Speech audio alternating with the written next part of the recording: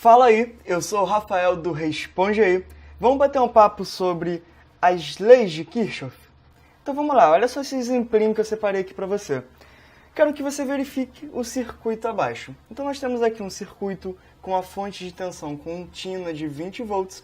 Aqui nesse resistor tem uma queda de tensão de 6,25 volts. Nesse resistor aqui de baixo também tem uma queda de tensão de 6,25 volts. E nós temos aqui um resistor de 20 ohms e um resistor aqui de uma resistência desconhecida. Também não sabemos qual é a queda de tensão nesse resistor e não sabemos que corrente é essa. O que a gente quer fazer com esse circuito? Quer encontrar os valores da tensão, a queda de tensão no resistor de 20 ohms, o valor da corrente I e o valor dessa resistência Rzão aí. E para resolver esse circuito, só saber lei de Ohm, que V igual a R, não é suficiente. A gente precisa também entender o que são as leis de Kirchhoff, que também são conhecidas como lei dos nós e lei das malhas. Tá, mas o que é um nó e uma malha? Esse é o primeiro ponto que a gente tem que abordar aqui, o conceito de nós e de malhas, ok? Então vamos lá, imagina que eu tenho esse circuitinho aqui embaixo, uma fonte de tensão, aqui resistor, resistor, resistor, aqui uma fonte de corrente, ok? Primeira coisa que a gente vai falar são os nós. Os nós são os pontos de conexão entre os ramos, ok? Então, nós temos aqui esse nó, nós temos esse nozão aqui, nós temos esse nozão aqui. Ok? Então aqui eu tenho nó A, nó B e nó C. Beleza? Então os nós eles são os pontos de conexão. Então eu tenho um ponto de conexão aqui, um ponto de conexão aqui, e aqui eu também tenho um ponto de conexão entre esses dois elementos. Aqui toma cuidado porque esses três pontos aqui, eles não são nós diferentes, porque eles conectam o mesmo elemento a demais elementos, ok? Beleza. E o que são os ramos? Já que o nó é o ponto de conexão entre os ramos, então o que a gente tem entre os nós vão ser os ramos. Então eu tenho aqui esse ramo daqui, esse ramo daqui, e eu também vou ter esses dois ramos. Tá beleza? Ok, então nós temos os ramos, nós temos os nós. E então conseguimos entender o que são os nós. Mas falta entender o que são as malhas. O conceito de malha fechada ele é o seguinte: é um trajeto que começa e termina no mesmo nó, sem passar duas vezes ou mais pelos outros nós. Como assim? Imagina então, ó, eu tenho que começar em um mesmo nó.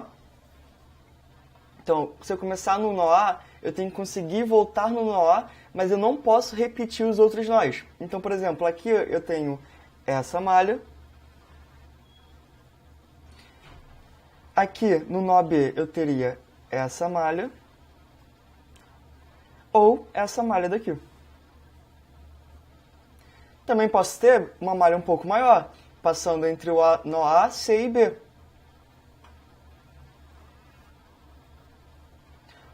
Ou passando do nó B para o nó C, mas pegando essa parte do circuito. Então, ó, eu também posso ter essa malha.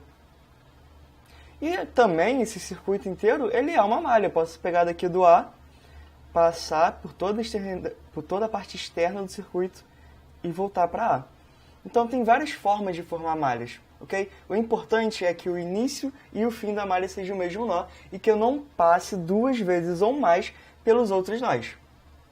Tá, e por que eu tenho que saber esse conceito de nós e malhas? Porque nós temos a lei de Kirchhoff.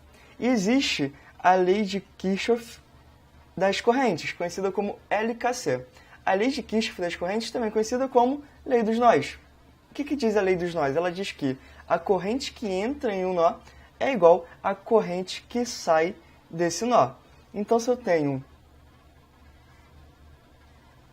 um nó e aqui nesse meu circuito está entrando uma I1, saindo uma I2 e entrando uma I3, por exemplo, eu posso falar que I1 mais I3 é igual a I2. Porque as correntes que entram nos nós são iguais às correntes que saem do nó. Eu também vou ter a lei de Kirchhoff das tensões. O que é a lei de Kirchhoff das tensões? Ela é conhecida como lei das malhas. O que diz a lei das malhas? Diz que em uma malha fechada, o somatório das tensões de cada componente do circuito ele é igual a zero. Então, se eu tenho, por exemplo, um circuito dessa forma, com uma fonte de tensão,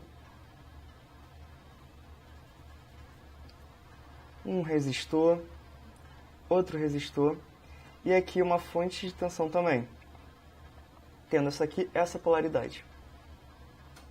V1, R1, R2 e V2.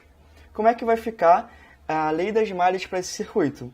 Eu vou ter que, primeiro, escolher a minha malha. Então, minha malha fechada ela será essa daqui, ok? Então, eu vou andar por essa malha. Primeiro, passando aqui, eu tenho uma elevação de tensão dada pela fonte de tensão V1. Então, um V1 positivo. Depois, eu tenho aqui uma queda de tensão por conta do resistor R1. Então, eu vou ter menos a tensão de R1. Aqui eu vou ter uma outra queda de tensão pelo resistor R2. Então, eu vou ter menos a queda de tensão de R2. E aqui eu vou ter essa fonte de tensão. Para saber se ela vai ser considerada positiva ou negativa, eu tenho que dar uma olhada na polaridade. Como a gente está olhando o circuito aqui na parte de baixo, vindo da direita para a esquerda, e a polaridade dele indica que é uma elevação de tensão para a direita, aqui no caso o V2 vai ser visto como uma tensão negativa. Tudo isso igual a zero. E agora a gente tem que aplicar a lei de Kirchhoff das tensões ou a lei de Kirchhoff das correntes para resolver o nosso circuito. Então olha só, nós temos aqui esse circuitinho, e a primeira coisa que eu posso fazer aqui nesse circuito é encontrar o valor de V. Como é que eu vou fazer isso? Eu vou olhar aqui essa malha fechada, e nessa malha fechada eu vou falar que o somatório das tensões tem que ser igual a zero. Então eu vou ter 20 dessa fonte de tensão, menos 6,25, menos a queda de tensão aqui que eu quero encontrar, menos 6,25 dessa queda de tensão igual a zero. Então, eu apliquei aqui lei de Kirchhoff das tensões. Encontro já de cara a tensão desse resistor, que vai ser igual a 7,5 volts. Agora, eu preciso encontrar a corrente I e essa resistência R. Posso fazer, então, uma lei de Kirchhoff das correntes nesse nó. Mas eu tenho que encontrar qual é o valor dessa corrente, que eu vou chamar de I2, e qual o valor dessa corrente, que eu vou chamar de I1. Então, para encontrar essas correntes, eu posso fazer que V é igual a RI. O primeiro V que eu vou fazer é em cima dessa resistência aqui, para encontrar I2. Então, eu vou ter 7,5 é igual a 20, que é o valor da resistência, vezes I2. Encontro aqui que o valor do meu I2 vale 0,375 amperes. Beleza. E agora, para encontrar I1, mesmo caso. Então, eu vou ter aqui que V igual a RI. A queda de tensão aqui é 6,25. Esse é um resistor de 10 ohms. Vou encontrar aqui meu I1.